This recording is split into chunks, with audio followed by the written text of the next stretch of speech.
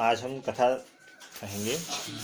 नंदभद्र नाम का एक वणिक था, ठीक है। वणिक मतलब बिजनेसमैन, ठीक है। और वो इतना बढ़िया आदमी था कि उसको सभी प्रकार के धर्मों की प्रॉपर जानकारी थी। ऐसी कोई चीज़ नहीं थी जो उस बंदे को नहीं पता हो। सुबह शाम नित्य प्रति पूजा पाठ करने वाला व्यक्ति, शिवलिंग की पूजा करने वाला, ठीक है।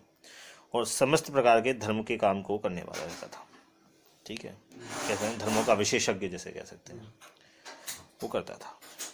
हमेशा परोपकार करता रहता था, किसी से कोई उसका बैर नहीं था। कुल मिलाकर के बहुत अच्छा और बहुत धार्मिक इंसान था।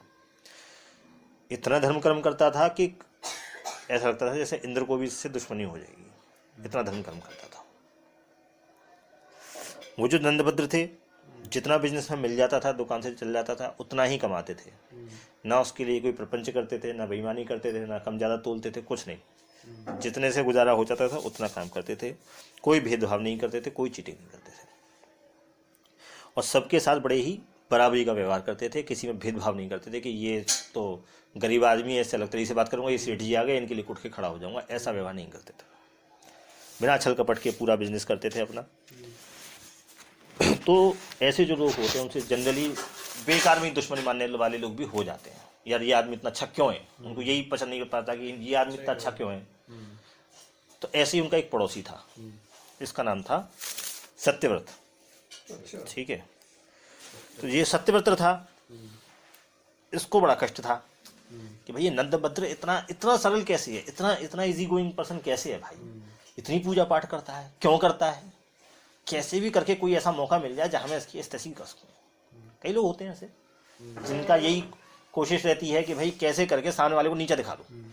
इसकी बड़ी वाहवाही हो रही है।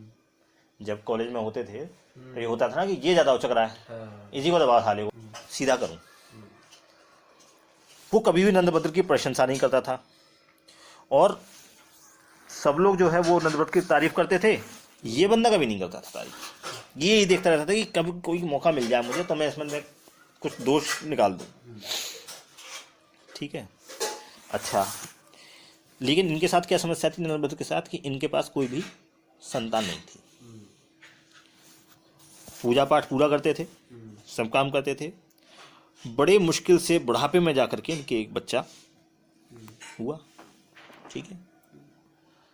लेकिन वो बच्चा ज़्यादा दिन जिंदा नहीं रहा और कुछ समय बाद उसकी मृत्यु हो गई। एजेड तो थे ही। जब बच्चे की मृत्यु हो गई तो कुछ समय बाद इनकी जो पत्नी थी, वो बड़ी अच्छी मतलब पतिव्रता पत्नी थी, उनका भी देहांत हो गया। तो ये जो सत्यव्रत वाले भाई साहब थे, इनको चाहिए था मौका, और वो मौका इनको मिल गया। क्योंकि जो नेगेटिव थिंकिंग वाले लोग होते हैं, जो ओछी सोच वाले लोग होते हैं, उनकी आदत ये होती है कि हम तो डूबेंगे सनम, तुमको भी ले डूबेंगे। तो कोई भी काम करेंगे तो ऐसा करेंगे कि सामने वाले की भी ऐसी हो। आपने देखा होगा कि जब कोई सिगरेट पीता है, बगल वाले को पास करता है, जैसे भगवान जी का प्रसाद बांट रहा हो, ठीक है। क्योंकि मैं तो पी रहा हूँ, मैं तो मरूंगा, तू भी मर, ठीक है। यही काम शराब में होता है, ठीक है। यही काम और प्रकार के जैसे चोरी डकैती होती हैं या मर्डर होते हैं, तो उसमें भी तू मेरे साथ आ जा, वहाँ चोरी कर लेंगे, साथ में डाका डाल लेंगे, इतना पैसा आ जाएगा, ठीक है, मिल के कर लेंगे काम। तो वो क्या चाहता है, मैं तो मरूंगा ही, तू और मर ले मेरे साथ। तो जो छोटी बुद्धि वाले लोग होते हैं उनकी ऐसी सोच होती है। तो जो नंदभद्र थे, जब उनके पुत्र की मृत्यु हुई तो उन्होंने शोक नहीं किया, भगवान की इच्छा मान करके धैर्य धारण किया। लेकिन जब पत्नी की भी मृत्यु हो गई तो उनको बड़ा शोक हुआ। तब उन्होंने सोचा कि अब जो है मेरे गृहस्थ धर्म का नाश होगा। ये सोच के शोक किया, ये सोच के शोक नहीं किया कि पत्नी चली गई, ये सोच के कि अब खाना वाना घर का खुद बनाना पड़ेगा, और गृहस्थी होती है, पत्नी होती है, तो धर्म कर्म में काम अच्छे से हो जाते हैं, ठीक है। सत्यव्रत ये देख करके बड़ा खुश हुआ। उसने कहा कि ये सही आता है। और वो जो है हाय हाय करता हुआ, अरे बड़ा बुरा हुआ आपके साथ भाई साहब, मुझे पता चली भाभी जी का देहांत हो गया, बड़ा बुरा हुआ आपके साथ। और वो कहता कहता उसके घर पहुंच गया और बोलता है, अरे नंदभद्र, मेरे को बड़ा दुख हो रहा है, तुम्हारे साथ भगवान ने देखो कैसा काम किया है। तुम तो इतना पूजा पाठ करते हो, इतना धर्म कर्म का काम करते हो, इतना परोपकार करते हो, और फिर भी तुम्हें देखो कितना कष्ट हुआ। जैसे तैसे एक औलाद हुई थी, वो भी मर गई, और उसके कुछ समय बाद ही देखो तुम्हारी पत्नी का भी, इतनी पतिव्रता पत्नी थी, उसका भी स्वर्गवास हो गया। भगवान कैसा कष्ट दे रहा है आपको। मैं तो एक बात ही जानता हूँ, मेरा नाम सत्यव्रत है, मैं आपसे अब जो कोई बात कहूँगा तो मैं आपको वाणी के 18 और बुद्धि के 9 दोषों से रहित बिल्कुल निर्दोष वाक्य कहूँगा। ठीक है, वाणी के 18, बुद्धि के 9 दोषों से रहित निर्दोष वाक्य कहूँगा। सत्यव्रत बोला। ठीक है, तो पहले वो बोला कि वाक्य क्या होता है। मैंने पढ़ाया था वाक्य क्या होता है तर्कशास्त्र में, याद है? नहीं, वो तो वाक्य होता है। तर्कशास्त्र में वाक्य वो होता है, मैंने बताया था कि किसी चीज को धारण करना और फिर ये बोलना कि ये सत्य है। जहाँ संशय हो वहाँ पे एक ऑब्जेक्टिव लेकर के चलना।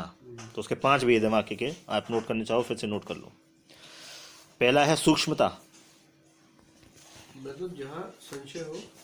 तर्कशास्त्र में ये चीज पढ़ाई जाती है कि तर्क कहाँ होगा, तर्क वहाँ होगा जहाँ कोई डाउट होगा, ये चीज ऐसी है कि ऐसी है, वहाँ डाउट होगा, तो उसके लिए तर्क देना पड़ेगा। तो तर्क के कुछ भेद होते हैं। ठीक है, उसमें से एक भेद होता है वाक्य। ठीक है, वाक्य के 5 भेद हैं, वो आप चाहो तो नोट कर लो, मैं आपको बता दूँ। वाक्य, हाँ ठीक है, वाक्य है वो वही है मतलब। हाँ, तो सबसे पहला होता है वाक्य में प्रयोजन। आप कोई बात कह रहे हैं, क्यों कह रहे हैं। ठीक है, वो टाइप्स हैं, आएगा इसमें भी। सबसे पहले आप लिख लीजिए प्रयोजन। तो धर्म, अर्थ, काम और मोक्ष के उद्देश्य से जो बात कही जाती है वो प्रयोजन है। ठीक, लिखा था ना, अब याद आ रहा है। दूसरा था निर्णय, याद आ गया। तो जब मैं पूछ रहा था तो बताया करी।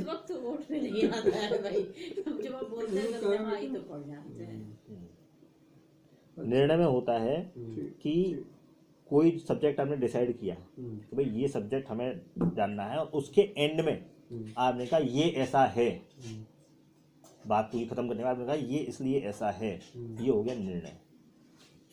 ठीक है, तीसरा है क्रमयोग। क्रमयोग, कोई बात जब आप कहते हैं, कोई चीज सिद्ध करते हैं तर्क में, तो कौन सी बात पहले कहनी है, कौन सी बात बाद में कहनी है, ये क्रम हो गया। ठीक है, क्रमयोग हो गया। तो विषय का प्रतिपादन इसी से होता है। कोई बात आप ऊपर नीचे कर दो तो समझ में नहीं आएगी बात सामने वाले की। ठीक है, चौथा हो गया संख्या, जहाँ पे गुण और दोष के विभाग करके हर एक के पक्ष में और विपक्ष में प्रमाण दिए जाए, वो हो गया संख्या। ठीक है, सबूत दिए हो, तुम ये बात कह रहे हो तो क्यों कह रहे हो, ये बात ऐसी भी तो हो सकती थी, फिर उसमें सबूत दो। तो वो जो सबूत देने वाली बात है वो होगी संख्या। और आखिरी में आ गया सूक्ष्मता, जहां वाक्य के विभिन्न अर्थों में अभेद देखा जाता हो। यानी उस बात को आप उलट के पलट के दाएं से बाएं से कैसे भी देख लो, वो बात तुम्हें एक सी ही दिखेगी, तो वो होगी सूक्ष्मता, जिसे हम कहते हैं यूनिवर्सल ट्रुथ। ठीक है, सेब नीचे गिरता है तो नीचे गिरता है, कभी आसमान में नहीं जाएगा, यूनिवर्सल ट्रुथ है। ठीक है, तो ये 5 भेद हो गए वाक्य के। अब वाणी के 18 दोष लिख लो। पहला है अपेतार्थ।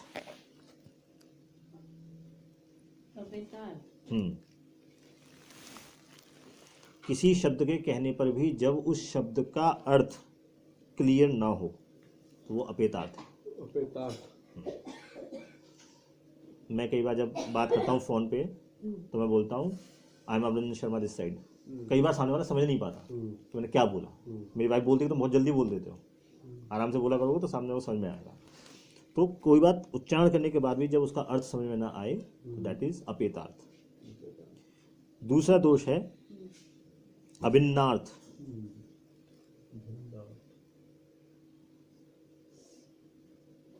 जिसके अर्थ भेद की स्पष्ट प्रतीति ना हो, यानी जिसमें 2 शब्दों में क्लियर अर्थ जो है वो क्लियर ना हो, ग्रह इसने ये कहा कि हाँ ग्रह, तो अब ये गृह कह रहा है कि ग्रह कह रहा है, वो जब समझ में ना आए तो वो अभिन्नार्थ। अभिन्नाट, अभिन्नाट। तीसरा हो गया अप्रवृत्त। सर आप इधर आ जाओ, तो बता दी जाएगी है। अप्रवृत्त, ठीक है, ऐसा शब्द जो जनरल बोलचाल में ना आता हो, जैसे द्विचक्र वाहिनी, ठीक है, तो ये हो गया अप्रवृत्त। चौथा हो गया अधिक।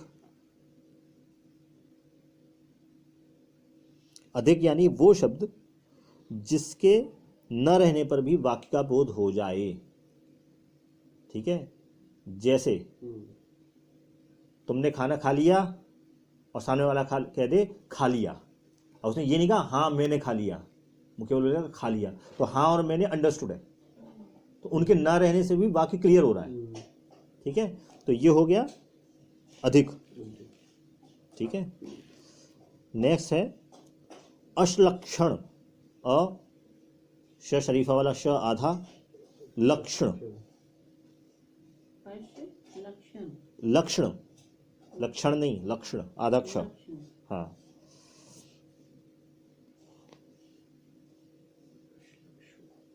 कोई बात कही जाए लेकिन बोलने में क्लैरिटी ना हो तो अश्लक्षण हो जाएगी, ठीक है। अगला दोष है संदिग्ध।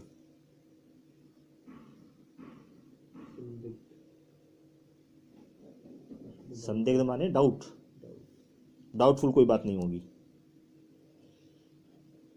पदांत अक्षर का गुरु होना,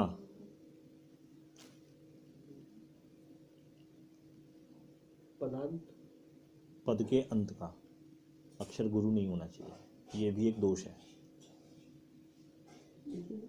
कोई बात आप कहो, जब पुराने ज़माने में जो भी बात बोलते थे संस्कृत में बोलते थे, संस्कृत में जब आप कोई बात बोलते थे तो छंद में बोलते थे, और छंद का ये लक्षण होता है कि आखिरी जो वर्ड होगा उसमें बड़ी मात्रा नहीं आनी चाहिए, छोटी मात्रा या मात्रा होनी नहीं चाहिए, तो वो दोष माना जाता था, ठीक है। पद के अंत का, हैं पद के अंत का, पदांत अक्षर का गुरु होना, पद के अंत का गुरु होना। आप जितने भी श्लोक देखोगे संस्कृत के, कहीं भी आपको पदांत गुरु नहीं दिखेगा। नेक्स्ट है परांगमुख होगा, परांगमुख मुख, सॉरी परांगमुख मुख, फिर डैश मुख।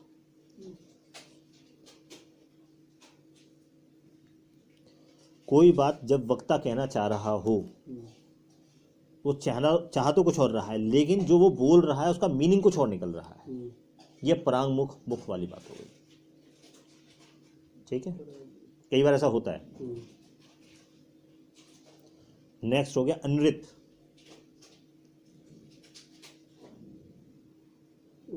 अनृत, अनृत, सत्यम ब्रूयात प्रेम ब्रूयात, न ब्रूयात सत्यम प्रिय।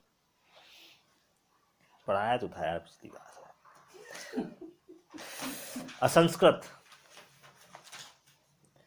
असंस्कृत माने जो व्याकरण से शब्द सिद्ध ना हो सकता हो, जैसे सनातन धर्म, तो एक पंडित जी ने इसकी व्याख्या करी बड़ी अच्छी। सनातन माने जिसका तन सना हुआ हो, वो सनातन धर्म है। तो हमारा धर्म ही कीचड़ में सना हुआ है, क्योंकि सनता तो आदमी कीचड़ से ही है, तो सनातन धर्म वो धर्म है जो कीचड़ से सना हुआ होता है। सिर पीटा अपना मैंने, भैया संधि विच्छेद में नहीं आते लोगों को, क्या बोलिए। सन धन आतन जो तपस्या से निकाला गया हो, वो सनातन है, ठीक है। तो जो व्याकरण से सिद्ध ना हो सकता हो, सना हुआ तन, ये व्याकरण से सिद्ध नहीं होगा, ठीक है। त्रिवर्ग विरुद्ध, अगला दोष त्रिवर्ग विरुद्ध। त्रिवर्ग विरुद्ध, यानी ऐसी बात जो धर्म अर्थ और काम के विपरीत विचार वाली हो।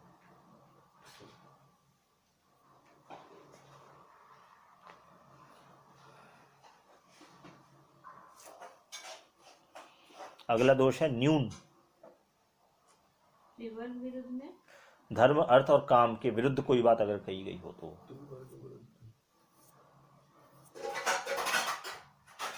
अगला है न्यून। न्यून यानी कोई बात आपको समझानी है लेकिन आपके पास सूटेबल शब्द नहीं है उसके लिए, दैट इज न्यून। आपके पास कोई शब्द, कई बार प्रेजेंटेशन दे रहे हैं भूल जाते हैं, कोई एक ऐसा टर्म भूल जाते हैं तो वो हो गया न्यून। न्यूनतम। नेक्स्ट है कष्ट शब्द।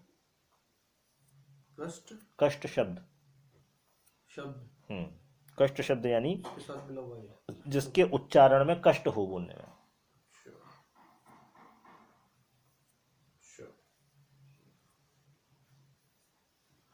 प्रवींद्र, वो बोलना आसान नहीं है, परविंदर हो जाता है वो। सब अलग अलग नाम लेते हैं, कोई परविंदर, हाँ कोई प्रविंदर। हाँ हाँ, प्रवींद्र जो है बोलना आसान नहीं है, ठीक है। प्रविंदर। अगला है अतिशब्द।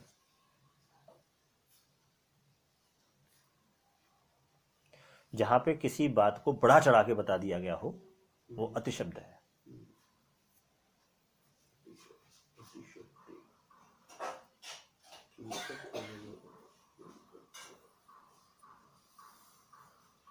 अगला दोष है व्युत्क्रमाभिहृत।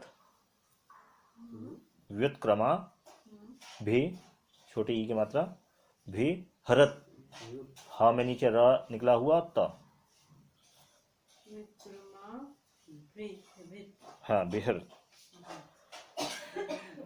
जहां पे किसी बात को कहने का सीक्वेंस का ध्यान न रखा गया हो, शब्द आगे पीछे हो गए हो, व्युत्क्रम हो गया हो, ठीक है।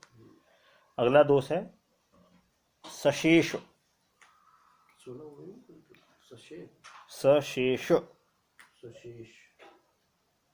तीनों सौ हैं इसमें। हाँ, तीनों सा तीनों सा है। सशेष, जीभ वाला, पेट वाला, पार वाला, पेट वाला, शरीफा। अब बोलोगे कैसे वो बताओ। सुशेष। तीनों एक ही जैसे निकल रहे हैं मुंह से,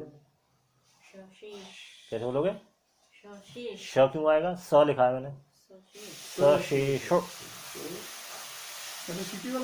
हाँ हाँ, सशेष, हाँ। तीनों की आवाज अलग निकलनी चाहिए तब तो है मजा। हाँ, श अंदर जाएगा और हाँ।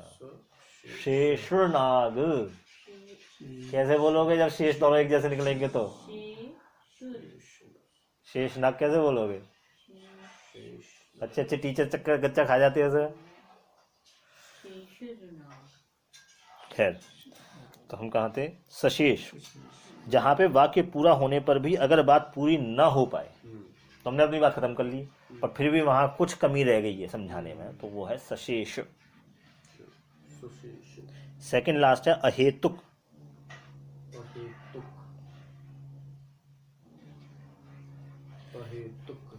किसी बात को सिद्ध करने के लिए जहां पे किसी एग्जाम्पल का अभाव पड़ जाए, अहेतुक। हेतु क्यों जो सिद्ध न कर पाए वो अहेतुक, ठीक है। और आखिरी है निष्कारण।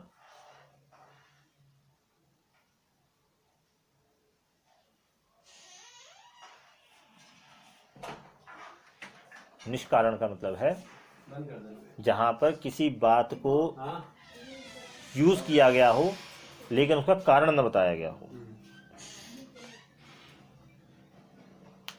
निष्कारण क्या बताया आपने?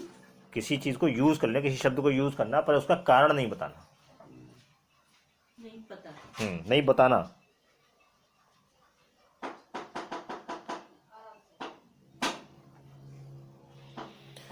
ठीक है, ये हो गए 18 वाणी के दोष।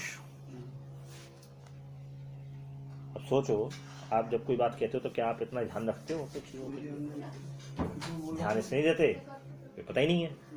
जब आपको धीरे धीरे पता चल जाएगी कौन सी बात अधिक है, कौन सी बात न्यून है, कौन सी अहेतुक है, then you will start realizing कि हमें जो बोलना है वो कम बोलना है। कम बोलने को क्यों बोलते हैं? इसीलिए बोलते हैं। अच्छा हो गया, आगे थे। ठीक है। ठीक है, ठीक है, ठीक है, अब बुद्धि के 6 दोष। ठीक है। बुद्धि के सर्वोच्च में बुद्धि के 6 6 दोष। काम, क्रोध, काम, क्रोध, लोभ, भय, लोभ, दैन्य, दैन्य यानी दीनता, काम, क्रोध, लोभ, भय, दैन्य दैन्य, और कुटिलता।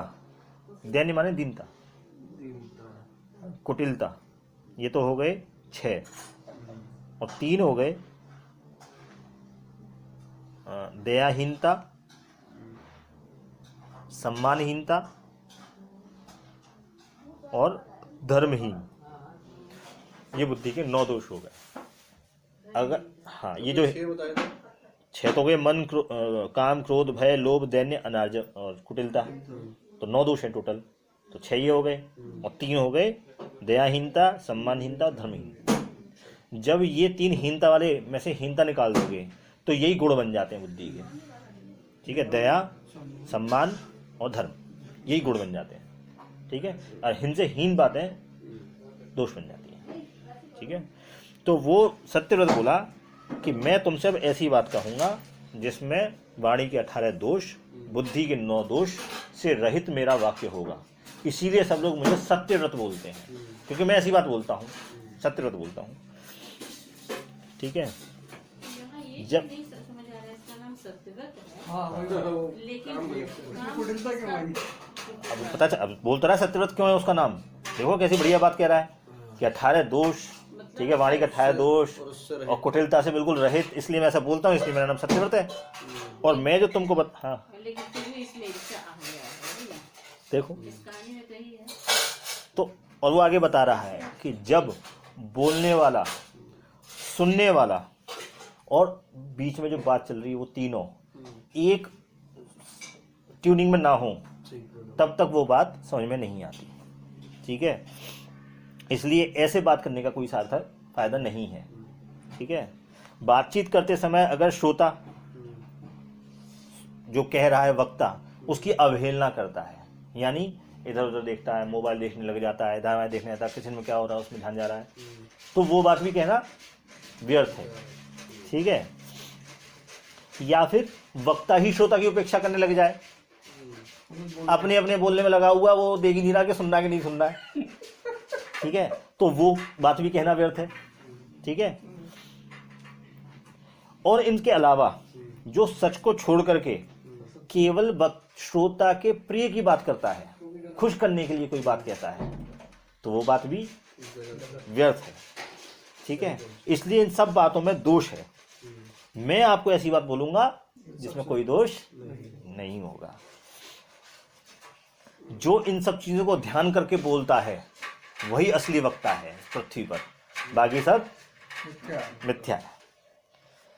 मैं अब आपको सत्य बोलता हूं। इतना कहने के बाद उसने अपनी भूमिका बनाने के बाद फिर उसने सत्य बोलना शुरू किया कि भैया शास्त्रों में ये जो मिथ्यावाद लिखा हुआ है ना, सब बकवास है। मैं इस बकवास को नहीं मानता, सत्य बोलता हूँ, खरी बोलता हूँ, इसीलिए लोग मुझे सत्यव्रत कहते हैं। मैं तुमसे सच्ची बात कहता हूँ, तुम मेरी बात को सत्य मान के स्वीकार करना। क्यों? कि मैं इन सब चीज़ों का ध्यान रख रहा हूँ, इसलिए तुम मेरी बात को सत्य मान के स्वीकार करना। ठीक है, भले मानुस, जब से तुमने ये पत्थर पूजा शुरू किया है तब से मैंने तो नहीं देखा कि तुमने कोई सुख हासिल किया हो। तो जब तुम्हें सुख मिल ही नहीं रहा तो फिर ये पत्थर पूजने से, शिवलिंग पूजने से क्या फायदा? दुनिया पूजा पाठ करती है, भगवान का स्मरण करती है, तो क्यों करती है? सुख मिले, और सुख ही ना मिला तो फिर क्या फायदा हुआ? और जिस कर्म को करने से फल अच्छा ना हो, यानी दुख मिल रहा है, तो वो कर्म कैसा है? वो पुण्य का हुआ, वो तो पाप हुआ। तो तुम जो कर रहे हो वो बेसिकली पाप है। तुम जो भगवान की शिवलिंग की पूजा करते हो ये पाप है। और क्या कहता है? तुम्हारे एक ही तो बेटा था, वो खत्म हो गया। एक पतिव्रता पत्नी थी, वो भी चली गई। अरे भैया, दुनिया में ऐसा फल तो केवल जो बदमाशी करते हैं ना, उन लोगों के साथ ही ऐसा होता है। जो अच्छा आदमी होता है उसके साथ ऐसा कहाँ होता है? और तुम जो व्यर्थ जी देवता और दुनिया की पूजा करते रहते हो, तुम बताओ देवता कहाँ हैं? अगर कहीं होते देवता तो दिखते नहीं क्या? हमने तो नहीं देखे। तो जब जो चीज दिखती नहीं है उसको माने कैसे? ठीक। फिर बोलता है अब बताओ कैसे कैसे प्रपंच ब्राह्मणों ने बना दिए हैं। आदमी मर जाता है और उसका श्राद्ध करते हैं, उसको भोजन खिलाते हैं। अब बताओ मरे हुए आदमी कभी कुछ खा सकता है क्या? ये सब फालतू के प्रपंच नहीं है तो क्या है? संसार की सृष्टि और संहार, ये भी फालतू बात है। क्या संसार की सृष्टि होगी और क्या संसार का संहार होगा? अरे ये तो जो विश्व है ये सब ऐसा ही है। सूरज अपने आप रोज निकलता है, चंद्रमा रोज रात को निकलता है, हवा अपने आप बहती है, झरने अपने आप बहते हैं, नदियां अपने आप बहती हैं, समुद्र हमेशा से पहले भी था और आगे भी रहेगा। ये सब अपने आप हो रहा है। बीज को मिट्टी में डालो अपने आप पेड़ बन जाता है। इसमें ईश्वर कहाँ है? ये तो सब अपने आप चल रहा है। ये तो सब ब्राह्मणों ने अपने फायदे के लिए सब प्रपंच फैला रखा है। ठीक है। और आगे क्या कहता है कि मैंने तो ये देखा भैया कि जो त्रियक योनि होती है, पशु पक्षी होते हैं, बड़े मौज में रहते हैं, स्वच्छंद होते हैं। हम लोग क्योंकि स्वच्छंद नहीं है, अपने आप को धर्म की बेड़ियों में जकड़े रहते हैं, सुबह पूजा करनी है, नहाना है, धोना है, ये करना है, वो करना है, इसलिए हम परेशान रहते हैं, दुखी रहते हैं। अरे हमें तो जानवरों की तरह से स्वच्छंद जीवन जीना चाहिए। पेड़ों को देखो कितने मजे से खड़े रहते हैं, उन्हें तो कोई कष्ट नहीं होता। और मनुष्य जो है वो कभी बेटा मर गया, कभी ये हो गया, कभी वो हो गया, इसी दुखी में बैठा हुआ। ठीक है। तो कहता है कि इस संसार में कोई करने वाला नहीं है। ये सब जो लोग बताते हैं भगवान है, ईश्वर है, कुछ नहीं है, सब अपने आप हो रहा है सृष्टि में। ये सब तो बेवकूफ लोगों ने कुछ चीजें बना दी हैं और हम लोग उनको मान रहे हैं। फिर आगे क्या कहता है? मेरे हिसाब से तो मनुष्य की योनि सबसे बेकार योनि है। सबसे ज्यादा कष्ट इसी में है। जब छोटा होता है तो रोता है, मच्छर काटता है, माँ समझ रही है कि दूध पीना है इसको, मुझे वैसे मुंह में पल घुसेड़ रही है, जबकि उसको काटा मच्छर ने, लेकिन बता नहीं सकता, तो कष्ट में है। जब बड़ा हो जाता है, खिलौना लेना है, माँ बाप पैसे नहीं दे रहे हैं, फिर कष्ट में है। जब जवानी में आ जाता है तो गुरुजी मारते हैं, फिर कष्ट में है। और जब बुढ़ापा हो जाता है, हाथ पे टूट जाते हैं, तब फिर कष्ट में है। तो इस मनुष्य योनि में तो कष्ट ही कष्ट है। पेड़ों को देखो आराम से रहते हैं, कोई कष्ट नहीं है। जानवरों को देखो, ना उन्हें पाठशाला जाना है, ना कहीं जाना है, कोई मार पिटाई नहीं करनी है, तो वो बड़े मजे में रहते हैं। तो मेरे हिसाब से तो मनुष्य योनि सबसे बेकार योनि है। ठीक है। और मेरा बात मानो, ये सब जितने प्रपंच हैं ये सब फालतू हैं। मेरे हिसाब से तो मौज में रहो, आनंद लो, भोग भोगो। क्या रखा है इन सब में करने में, पूजा पाठ में कुछ नहीं रखा है। ये कह के उसने बात पटाक्षेप कर दी। ठीक है। तो सत्यव्रत जो था वो समझ गया कि ये भाई साहब मुझसे क्या चाह रहे हैं। ठीक है। नंदभद्र जो है वो समझ गया कि ये भाई साहब मुझसे क्या चाह रहे हैं। लेकिन क्योंकि वो ज्ञानी था तो आवेश में नहीं आया। उसने उसकी बात तसल्ली से सुन ली, उसकी बात काटी नहीं बीच में, तसल्ली से सुन ली उसकी बात। और फिर तसल्ली में कह के बिना चिंतित हुए, बिना परेशान हुए, बिना गुस्से में आए, उसने उससे बोला कि सत्यव्रत जी, लोग भी देखे हैं जो दुख भोग रहे हैं, तो ऐसा तो कोई रूल मैंने नहीं देखा है कि साधु पुरुषों पे ही जो है सब हमेशा संकट आता हो। सब लोगों के संकट आते हैं, चाहे वो साधु हों चाहे वो साधु हों। लेकिन साधु लोगों के साथ कम से कम इतनी तो गनीमत है, जब उन पर संकट आता है तो लोग उनसे सांत्वना देने आते हैं कि हाय आपके साथ बड़ा बुरा हुआ। जो बदमाश लोग होते हैं उनके ऊपर जब संकट आता है उन्हें तो कोई सांत्वना देने भी नहीं आता। अरे साला था ही चोर, उनके यहाँ तो कोई सांत्वना भी नसीब नहीं है उनको तो। ठीक है। तो पापियों को तो ये सहानुभूति भी दुर्लभ है, उनको तो ये भी नहीं मिलती। और आप जो बात कह रहे हो कि ये सब व्यर्थ है, ठीक है, इस संसार का कोई ईश्वर नहीं है, तो बच्चों ने ऐसी बातें कर रहे हो आप मुझसे, हैं? क्या ऐसा हो सकता है कि कोई काम बिना कर्ता के हो जाए? सूरज अगर निकलता है तो क्या उसके पीछे कोई कारण नहीं है क्यों निकलता है? क्या ऐसा हो सकता है कि खाना आपके सामने रखा और आप खा लो बिना हाथ को लगाए? अरे खाना सामने रखा है तो इसका मतलब उसका बनाने वाला भी वही होगा। अगर सूरज पृथ्वी के चारों तरफ घूम रहा है तो उसको घुमाने वाला भी कोई होगा, अपने आप नहीं होता है। नदी बह रही है तो उसको बहाने वाला भी कोई होगा, खाना बनाए तो खाना बनाने वाला भी कोई होगा। तो ऐसी कोई चीज़ नहीं है जो बिना कर्ता के हो सकती हो। जैसे प्रजा बिना राजा के नहीं रह सकती, ऐसे ही बिना कर्ता के सृष्टि में कोई चीज़ नहीं हो सकती। ठीक है। और तुम जो कह रहे हो कि ये पत्थर पूजने से क्या होता है, तो भैया ऐसा है, तुम शिवलिंग की महिमा को नहीं जानते हो। अंधे को अगर सूर्य नहीं दिखाई दे रहा है तो इसमें सूर्य का क्या दोष? अंधे की गलती है, अंधे को सूर्य नहीं दिखाई दे रहा तो। ठीक। वो कह रहे हैं कि तुम रामचंद्र जी ने रामेश्वर बनाया, चंद्रमा ने सोमनाथ की स्थापना करी, बड़े बड़े राजाओं ने शिवलिंगों की स्थापना की, वो सबके सब बेवकूफ थे, बस तुम ही एक महान दुनिया में ज्ञानी बचे हुए हो जो ये सब बातें बता रहे हो मुझे इस पत्थर पूजने से क्या होता है।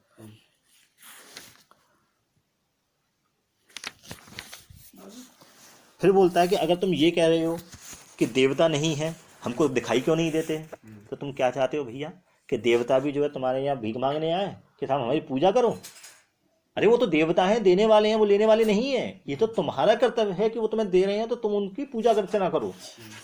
तुम उनसे क्या चाहते हो कि वो क्यों तुम्हारे यहाँ आए? आप तो बड़े बुद्धिमान हैं, आप जो चाहते हैं उसकी ही सिद्धि करे जा रहे हैं। मुझे तो लगता है आपके पास कोई ढंग का गुरु ही नहीं मिला आपको जिसने आपको ढंग से ज्ञान दिया। ठीक है, नहीं तो बताइए कर्ता के बिना भोजन क्यों नहीं तैयार हो जाता है। इसलिए जो भी निर्माण कारण हैं वो अवश्य किसी न किसी कर्ता के हैं। ठीक है, जिस पदार्थ में ईश्वर ने जैसी निर्माण शक्ति भर दी है वो पदार्थ वैसा ही व्यवहार करता है। पानी जो है टेम्परेचर कम कर दोगे तो सॉलिड हो जाएगा। कोई डिस्कशन चल रहा है, आप तमाम दुनिया भर के एग्जाम्पल पे एग्जाम्पल दिए जा रहे हो, सामने वाला समझने को राजी ही नहीं है। आपको बात करनी चाहिए नंदभद्र की तरह से, टू द पॉइंट। एक एक पॉइंट उसका उठाओ, एक एक पॉइंट का आंसर करो। ठीक है ना, व्यर्थ पर बात करने से क्या मतलब है। आपने देखा उसने कितनी बढ़िया बातें शास्त्रोक्त तरीके से और तर्कपूर्ण तरीके से कही कि अगर भोजन सामने है तो भोजन को बनाने वाला भी कोई ना कोई होगा, बिना कर्ता के भोजन नहीं बन सकता है। तो फिर बिना कर्ता के फिर सूरज चांद कैसे निकलाएंगे, उनको भी बनाने वाला कोई ना कोई होगा। ठीक है, तो इस तरीके से जब अपनी बात कहें तो तर्क के आधार पर कोई बात कहनी चाहिए। केवल ये कह देना कि हमारे धर्मों में ऐसा लिखा हुआ है, हमारे धर्मशास्त्र ऐसा बोलते हैं वैसा बोलते हैं, इससे बात नहीं बनेगी। जब उसने कहा कि मैंने ये बात नहीं सुनी कि तबीयत क्यों नहीं ज़्यादा सुखवान होती है, तो उसने केवल यहाँ नहीं रुका कि मैंने कहीं नहीं सुनी, उसने ये भी कहा कि जब उनको ठंड लगती है तो वो कहाँ जाए, उनको प्यास लगती है तो वो क्या करें, उनके पास तो हाथ भी नहीं है बेचारों के पास कि अपना कोई काम कर सकें। ठीक है,